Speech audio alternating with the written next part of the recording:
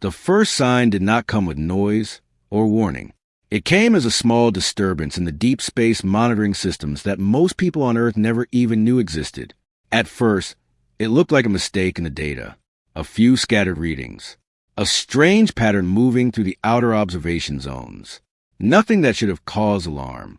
But the scientists watching the screens did not feel calm. Within hours, more stations confirmed the same thing. Something massive was moving through space, far beyond the outer planets. It was not a natural object. It was organized, it was controlled, and it was heading directly toward Earth. The object grew clearer as days passed. It was not a single ship. It was a fleet. Thousands of ships moving together like a silent storm.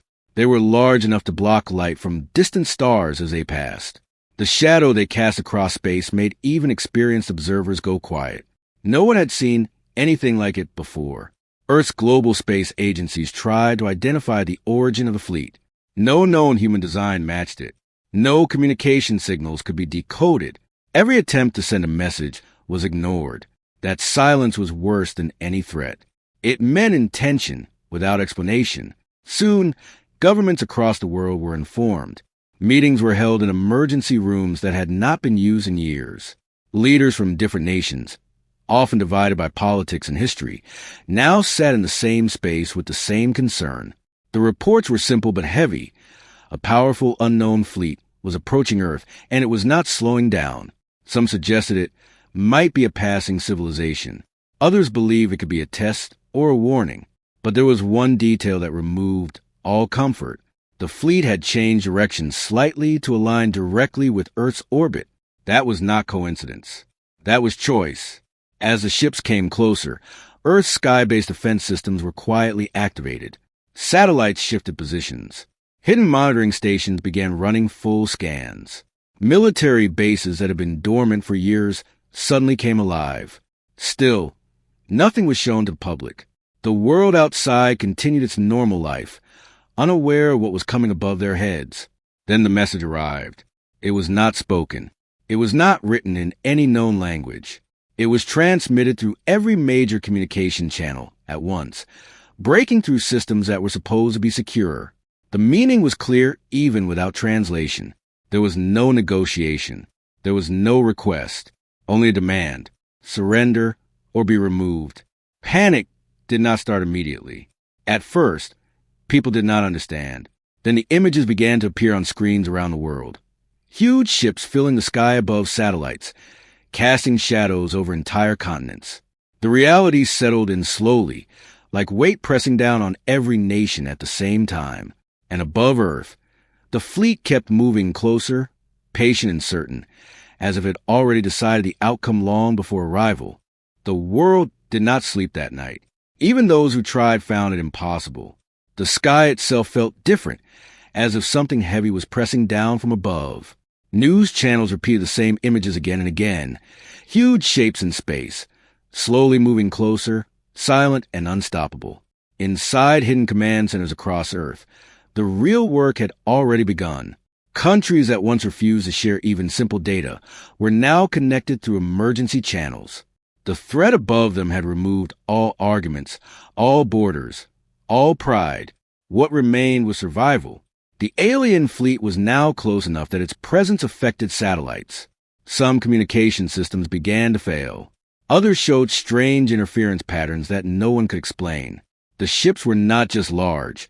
They were organized in a way that suggested full control by a single mind or authority. That idea alone made Earth's defense teams more alert. Deep underground, systems that had never been activated before were slowly coming online. Old research facilities opened sealed doors. Unknown projects, kept secret for years, were finally revealed to the people who needed them. There was no time for politics anymore, only preparation. Above Earth's atmosphere, the alien fleet stopped. It did not rush. It did not circle randomly. It simply held position, as if waiting for the exact right moment. That silence created more fear than any attack could have. It felt intentional, like a ruler standing over a place already marked for takeover. Then the first strike came. Without warning, beams of energy shot down toward Earth's surface. They were precise, not random. Major cities were targeted first, especially communication hubs and energy centers.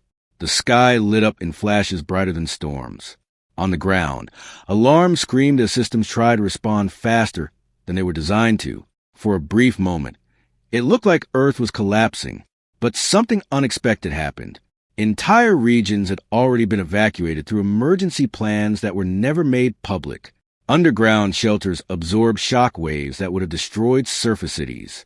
Some of the energy strikes hit empty zones, as if the attackers were reacting to movement that had already shifted away. Earth was not standing still. It was moving. Hidden defense systems began to activate one by one. Satellites that were believed to be simple communication tools revealed a second purpose. They released countermeasures that interfered with incoming alien targeting systems. Missile platforms that had been buried for decades rose online in different parts of the world, all synchronized through a single global command network. The alien fleet adjusted quickly. It was clear they expected resistance, but not coordination at this level. Their second wave of attacks became more aggressive, but also less precise. Earth's defenses were already learning their patterns. Inside the command centers, tension rose, but panic did not take over. Every second mattered, yet decisions were being made with surprising clarity. The world was no longer reacting as separate nations. It was reacting as one system. Above them, the alien fleet began to shift formation. For the first time since its arrival, it was no longer completely calm. Something about Earth was not matching its expectations, and that realization changed the tone of the entire invasion. The alien fleet expected Earth to break after the first wave of attacks. That was how it had always worked in other systems. Worlds would panic, defenses would fail, and surrender would follow quickly. But Earth did not follow that pattern. Instead, something deeper started to reveal itself. Across the planet, hidden systems that had never been shown to the public began working together. These were not newly built defenses.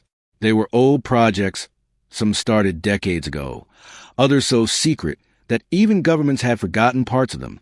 Now they were all active at the same time, connected through a global network that had been designed for a moment exactly like this. In underground facilities, engineers and military teams watched alien attack patterns in real time. Every strike from above was being studied within seconds. Earth was not just defending, it was learning. Each failed attack became data. Each damaged zone became a test result. The planet itself was turning into a battlefield laboratory. Then came the discovery that changed everything. Deep in hidden archives, Earth scientists had once recovered fragments from objects that were not from the solar system. They were not enough to build full alien technology, but enough to understand the basics of how it worked. For years, those fragments had been studied in secret.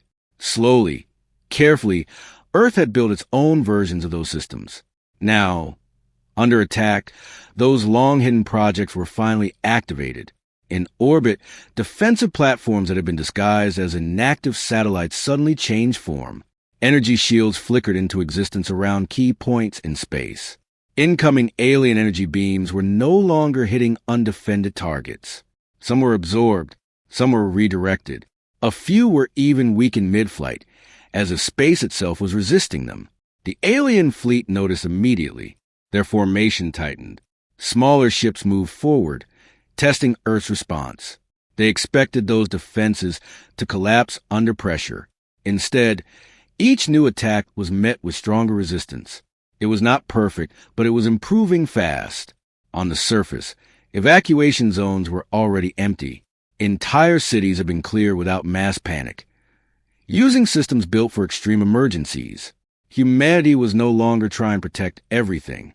It was protecting what mattered most, while sacrificing what could be rebuilt later. That decision alone showed a level of planning the attackers had not expected. In space, Earth's response began to spread beyond defense. Stealth craft launched from hidden platforms on the moon and underwater bases on Earth. They moved quietly, avoiding direct detection. Their purpose was not to match the alien fleet in size or strength, but to strike at weak points, communication links, navigation systems, and support ships that kept the larger fleet stable. The first alien vessel went dark without warning. Then another. Confusion spread through parts of the royal fleet. It was subtle at first, but growing. The alien king, watching from his flagship, began to realize something uncomfortable. This was not a world that had simply survived. This was a world that had prepared for survival long before the threat arrived. Earth was no longer reacting like a target. It was acting like a system built for war. And for the first time since the invasion began, the alien fleet was forced to slow down and reassess what they were truly fighting against. The battle had now moved beyond the atmosphere, and space around Earth was no longer quiet. It had become a zone of shifting lights, broken formations, and constant movement.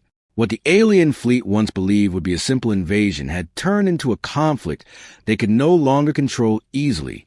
Earth's hidden orbital platforms were fully active now. These were not large like the alien warships, but they were smartly placed and carefully coordinated. They worked together like pieces of a single system. Whenever an alien ship fired, its energy was tracked, measured, and counted within moments. The sky around Earth looked like a silent storm of light and movement. The alien king, watching from his flagship, began to issue faster commands. His calm confidence from the beginning of the invasion was fading. He had expected resistance, yes, but not adaptation at this level. Every strategy he used was being studied almost instantly. Every formation change was being met with a response that felt prepared in advance. Then Earth made its strongest move. From multiple hidden positions, both near Earth and beyond it, coordinated strike systems activated at the same time. These were not random attacks. They were precise, timed, and connected. Alien support ships, which were essential for keeping the larger fleet stable, began to fail one after another. Their navigation systems went dark. Their communication lines broke. Some simply stopped responding altogether. The royal fleet started losing structure. For the first time, the alien formation was no longer perfect. Small gaps appeared. Then those gaps widened. Earth's forces did not rush in blindly. They targeted those openings carefully, widening the cracks instead of forcing a direct clash with the strongest enemy ships.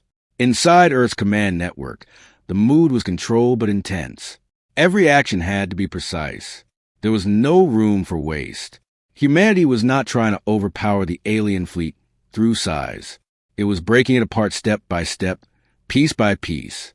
On the surface of the moon, hidden bases became launch points for fast-moving interception craft. These craft moved in and out of detection ranges quickly, striking support systems and returning before retaliation could be organized. In the oceans of Earth, deep-sea platforms released additional drone fleets that added pressure from unexpected directions. The alien fleet tried to regroup. Heavier ships moved to protect the center of their formation, where command signals were strongest. But this movement made them slower, and that slowness was used against them immediately. Earth's systems responded with even greater coordination. It was no longer just defense. It was control. One by one, sections of the royal fleet went silent. Some ships drifted without power. Others attempted to retreat, but found their routes blocked by coordinated interception zones. The battlefield was no longer open space. It had become a controlled environment shaped by Earth's hidden planning. The alien king finally ordered a full strategic withdrawal of outer units, but even that command arrived too late to restore balance. Too many ships had already been isolated. Too many systems had already been disrupted, and as the fleet struggled to stabilize itself, Earth's forces continued to apply steady pressure, never overextending, never panicking, only advancing in carefully measured steps that turned confusion into collapse. The royal fleet that once ruled hundreds of worlds was now scattered around Earth's orbit, broken into pieces that could no longer support each other.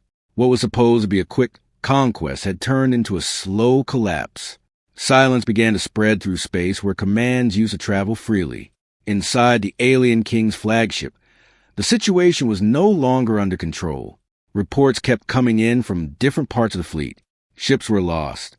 Systems were failing. Communication between units was unstable. For the first time in his long history of conquest, the alien king could not predict the outcome of a battle he had started. Earth's forces did not rush to finish the fight. They held their positions and continued their steady pressure. Every move was careful, every action measured. It was not anger driving them. It was control. Humanity had turned defense into structure, and structure into dominance. The alien king attempted one final order to regroup everything into a single formation. It was meant to restore balance and create one strong push that could break through Earth's defenses. But the fleet no longer responded as one. Too many ships were damaged. Too many systems were disconnected. The unity that once made the royal fleet unstoppable was gone. From Earth's side, the final phase began. Orbital platforms shifted into full coordination mode. Interception systems locked onto remaining active enemy ships.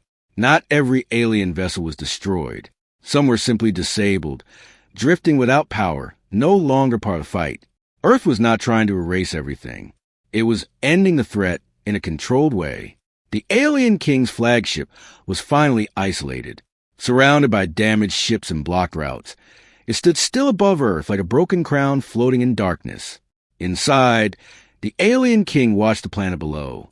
It was no longer the weak world he had imagined. It was something different now. A world that prepared in silence, waited in silence, and responded with perfect timing. A final communication channel opened from Earth. It was not a threat. It was not an insult. It was a message that simply stated the situation. The invasion was over, and any further action would be answered immediately. There was no anger in it, only certainty. For a long moment, there was no response from the alien flagship. Then, slowly, a retreat command was sent across the remaining fleet. What was left of the Royal Armada began to withdraw from Earth's orbit, not as a proud conqueror leaving after success, but as a broken force avoiding complete destruction. As the ships turned away, Earth did not follow. No chase began. No celebration was shown. Instead, the planet's systems returned to monitoring mode, as if nothing had changed except the level of awareness. Cities that had been evacuated began slow recovery planning. Defense networks stayed active but quiet. The alien king's flagship moved farther and farther away until Earth became just another distant point of light. But the memory of what happened there did not fade. Across the galaxy, word spread quickly. The world that was expected to fall had not only resisted, it had adapted, learned, and pushed back a royal fleet until it broke. And for Earth, the message was clear as well. The universe was no longer unknown in the same way. Something had come once. It could come again. But now, humanity was no longer unprepared.